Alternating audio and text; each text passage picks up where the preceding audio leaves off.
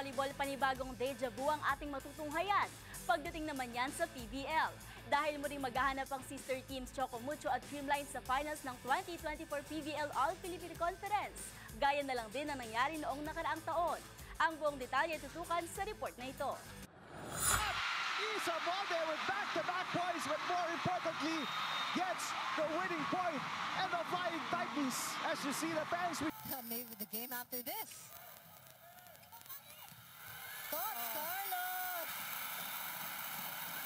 And the match is... Tapatang Choco Mucho at Creamline na naman ang ating matutunghayan sa final showdown ng 2024 PBL All-Filipino Conference. Ito ay matapos talunin ng Flying Titans ang Petrogas in 4 sets. Bagamat una pang nakuha ng Angels ang first set with goals 23-25, agad namang nahuli ng Choco Mucho ang kanilang momentum, delivering 3 straight set wins with 26-24 and 25-20. Isang explosive performance ang pinakawalan ni Cici Rondina with huge 32 points on 30 attacks, 1 block, 1 ace, while grabbing 9 digs and 7 receptions. Hindi rin nagpauli sa scoring si Isa Molde with 18 points and 8 receptions, habang nakapagbigay naman ng 11 markers si Maddie Madayag.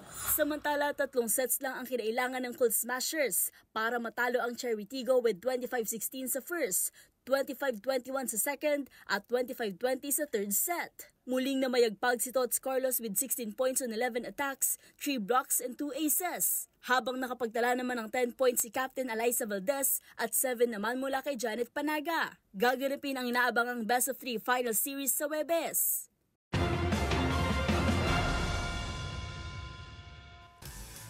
At yan ang mga latest updates sa mundo ng sports. Para sa MBC TV Network News, ito si Mili Borja, sama-sama tayo, Pilipino.